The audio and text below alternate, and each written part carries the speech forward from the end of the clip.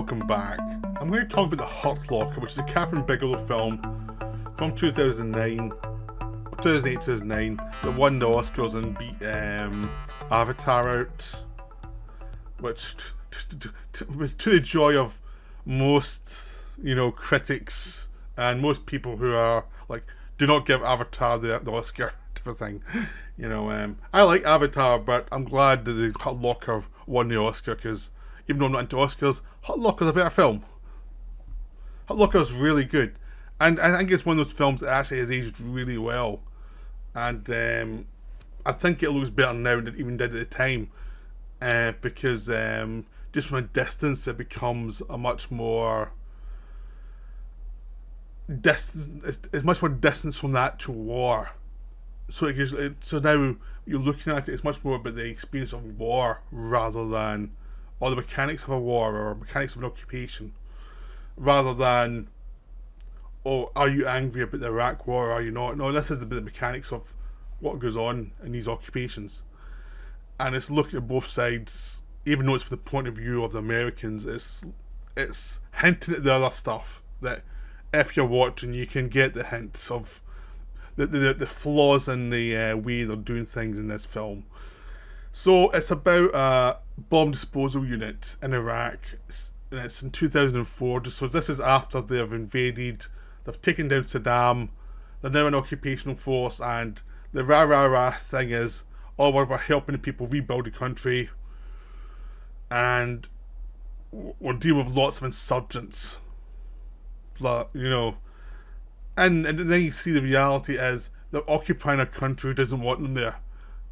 And people who were not insurgents are becoming insurgents because they're sick of the Americans making their life a living hell. And it's that kind of attitude that's there. But then again, the film also shows how dangerous all this is, and how dangerous the insurgents is to the people doing occupying. It's also dangerous to the people there too, because there's bombs everywhere. So it's a mess. An occupation becomes a mess pretty quickly, because nobody wants to be occupied by someone else. It's against human nature. If someone came to wherever you live and occupied the area, you'd be mad. And this is a case of, these are people who, in the case of Iraqis, who there were already political problems. There were already people with access to weaponry under Saddam, and now Saddam gone. Saddam was actually a pretty brutal dictator who clamped down on everybody because he knew there was different factions within the country that he was trying to keep control of, so he had to brutalise everybody. With him gone, the Americans were there. The Americans didn't really know how to control anybody, and they were the occupying force who everyone naturally hated. So they'd far less. They had to obey international law, which Saddam never did. Saddam would torture people and make sure horrible things happened, and you find that Americans did that too later on. So initially they behaved as if they were following the law, and even on the surface, the day to day, they had to follow the law, international law, and do the other stuff behind the scenes.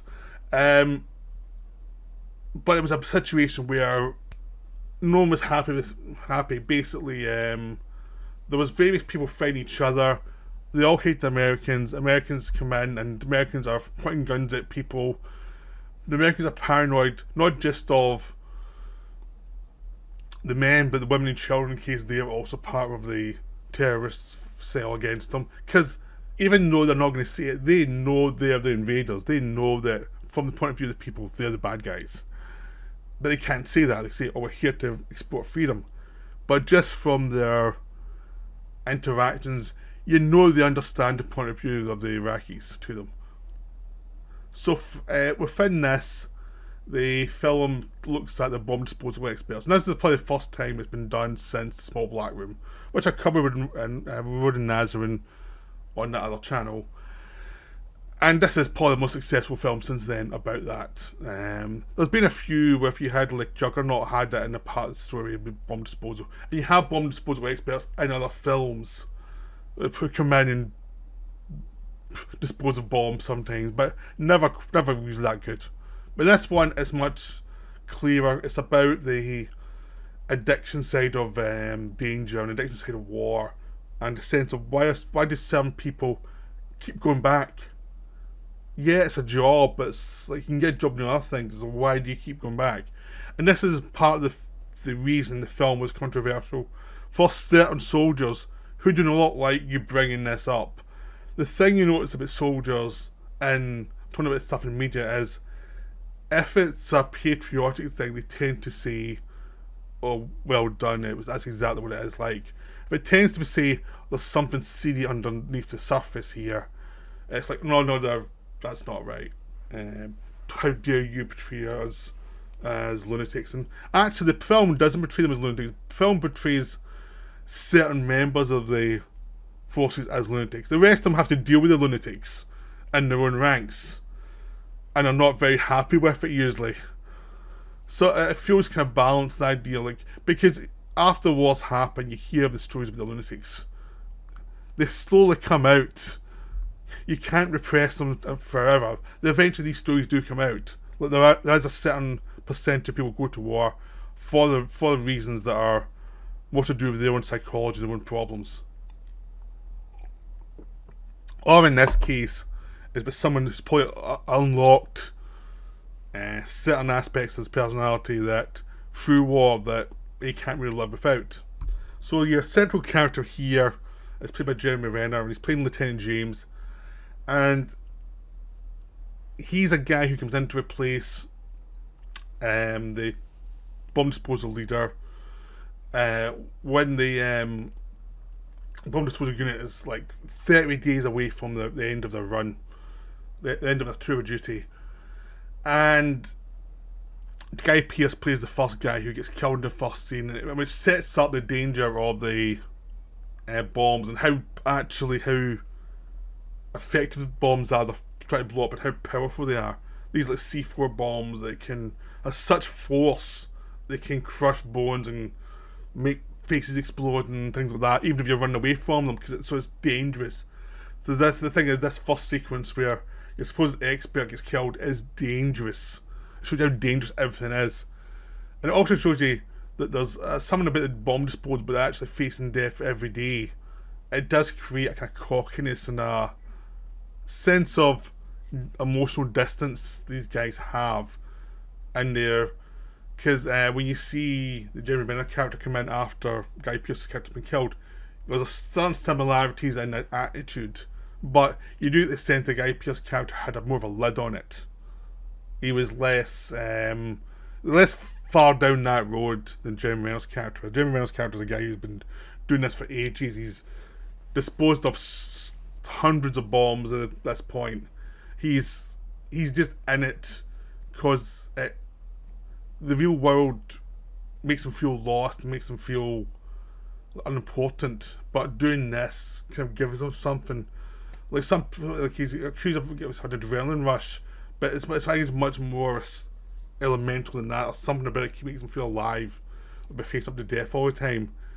But it's a complicated psychological problem that the film, to its credit, never tries to explain or never tries to get under in a definite way. It's just like, this is the problem, and we don't really have a solution. There are various theories you can have. Is it adrenaline rush? Is it elevated experience what you get in a Michael Mann film, where your mind's going in a way that's it's faster and it's purer than you'd normally get in real life?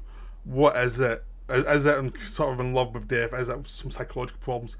The film never focuses on one thing. It's like, these are all the theories we're going to give you, but you have to make your own mind up what it is, and you probably can't really decipher it completely because it's a complicated issue.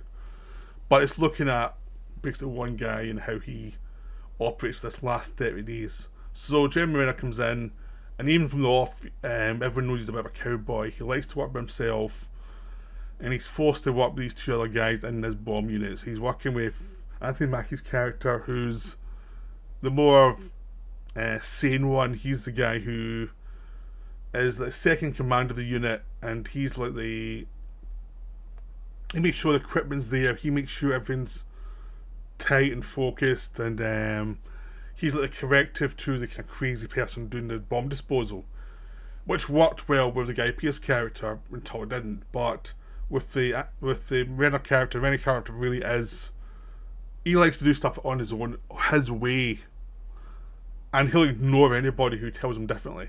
He'll just do things because, is it craziness? Is it of an experience, or is it like a lot of experience working on him now that he knows like that's important, that's not important. Just get out of my way till I deal with this, and then I'll deal with your feelings later on. I don't care. So there is a thing where he's right a lot of the time, but there's also the way he does it is makes other people alienated. So the tension between Mackie and Renner's characters are very much in the forefront. There's a third character who's dealing with the death of the Guy Pearce character, and he's feeling very. Obviously, he's got problems with what they're doing, or just how to deal with what they're doing. He's a mechanic of the group, and he's got a psychiatrist coming around to see him every so often, but he doesn't want to deal with his feelings, and he's pretty suspicious of someone trying to deal with their feelings, just try and get through it. So that's the third character, and he's like stuck between the two because he can see the attractiveness of the Renner character, but he also can see the logic of the Mackie character. And again, even though what I've described seems like a cliched setup, it's not portrayed as cliche. It's just like three people who have different perspectives. So they're very careful. One, to cut down the dialogue so you're not getting told tons of stuff you don't need, and two, do not explain stuff too much. It's like, this is what they are, this is the person, and they're people rather than mouthpieces for a certain point of view. Because you can find out that Mackie kind of respects the kind of craziness of the bomb disposal people, but he's kind of aware he's not really up to it. Like, he's reached his level of. I think his character's aware that this is dangerous. This is. You probably don't want to go down this road. And the other guy is probably just trying to run down the clock and get out. But Reynolds' a character who's just. He's alive when he's doing this. He's he likes testing people. He likes pushing people's buttons.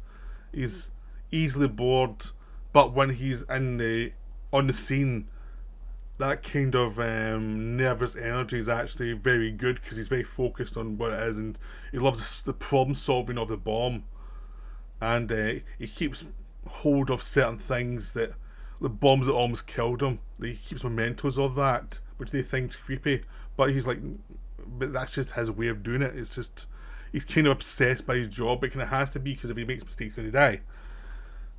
But it's kind of like the obsession's feeding him, and he doesn't want to leave that go because he's obsessed with a certain thing, which is bomb disposal. And that's the thing, is in this very messed up world, they need people like that who are obsessed and who have knowledgeable and experience to do that kind of thing. It's just try to put up with them on the off hours is the problem, or try to deal with them when they're doing their job and they've not been the easiest person to get on with.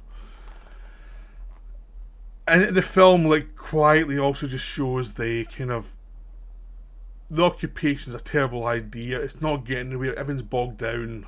Everyone knows it's bogged down. It's not going to go anywhere. Everyone hates them. And it just quietly shows how occupations from one major country or another, just the sense of it's a waste of energy, it's a waste of people's lives, it's just a complete waste. I mean, it never comes out and says that in a way saying, oh, people who are flag waving are wrong, or people who oppose this are right. It's like, no, this is just the reality of it. Make up your own mind, but this is just a waste of the energy.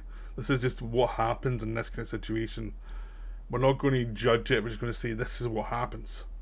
And you can figure the rest out yourself, but it does show a very focused look at why this kind of thing is really expensive, because you have to buy all this equipment in.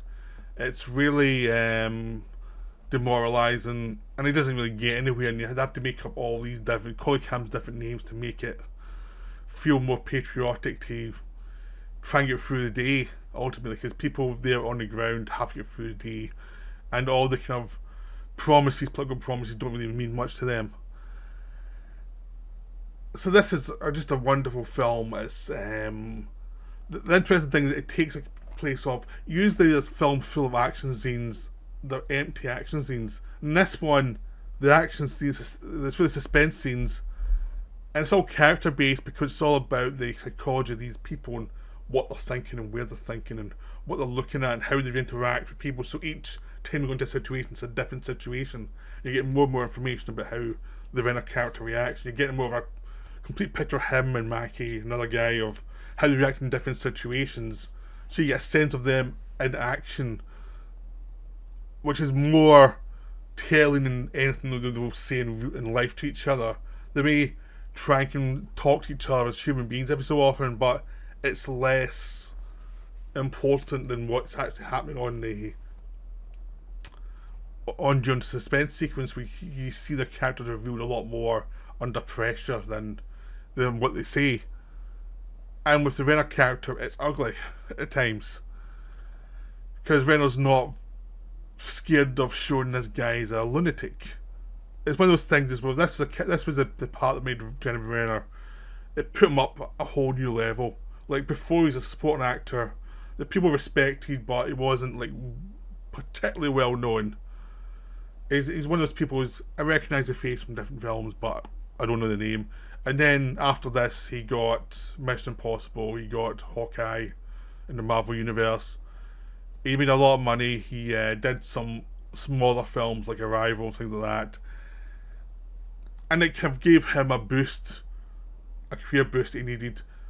The unfortunate thing is, what it actually did was it took him out of the parts he was really good at, which were the edgier parts, and made him into more mainstream parts, which I think he's been frightened since then. He's been trying to go back towards, like, does the Mayor of Kingstown and things like that, which is more edgier stuff, which is probably, or Wind River, which is the kind of edgier stuff he's more comfortable with, because he's an actor who's better with characters which are not entirely sympathetic, that have edges to them, that are sure the kind of the good and the bad side of human nature.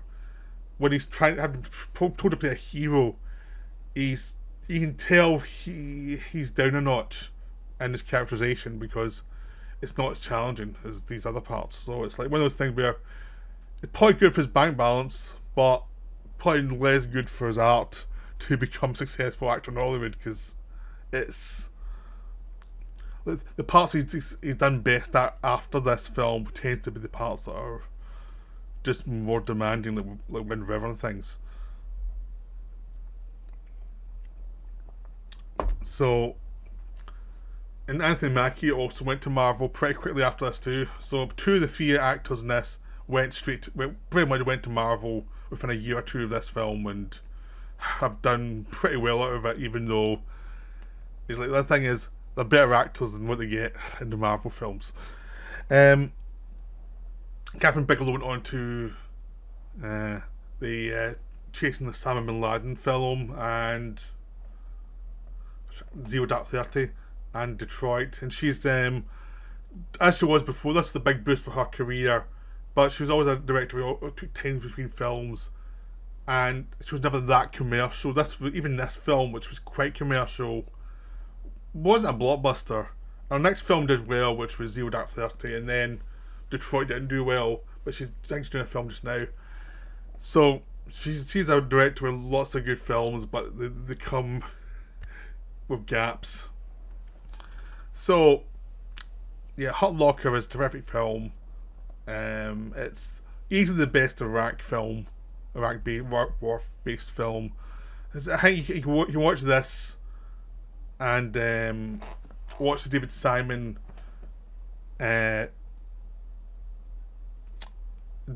TV show about the invasion of Iraq. I think it was Generation something, and those are the 2 really good things about Iraq.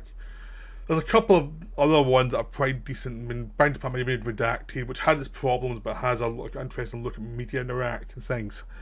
But Iraq was one of those things. It's such a as a war, the problem with Iraq is it failed, and if you don't actually put that in the film, it's a failure. The film's less interesting, but it means it's very uncomfortable for the people watching the film, because Americans avoided Iraq War films because everyone knew it was a failure. So, which is why these films didn't do well. And it's like, don't remind us of the absolute abject failure of that campaign. So it's one of those things where it's the most interesting war for a while, but it's the least commercial one because it's such a failure. But this is the film that kind of confirmed everything about it, and we're avoiding talking about it just by the actions of the characters and the actions of the people within the film. You get the idea of this war was a failure. And it's done a lot more subtly than most films. So, I hope you enjoyed this video. That's me for now. I'll see you later. Bye.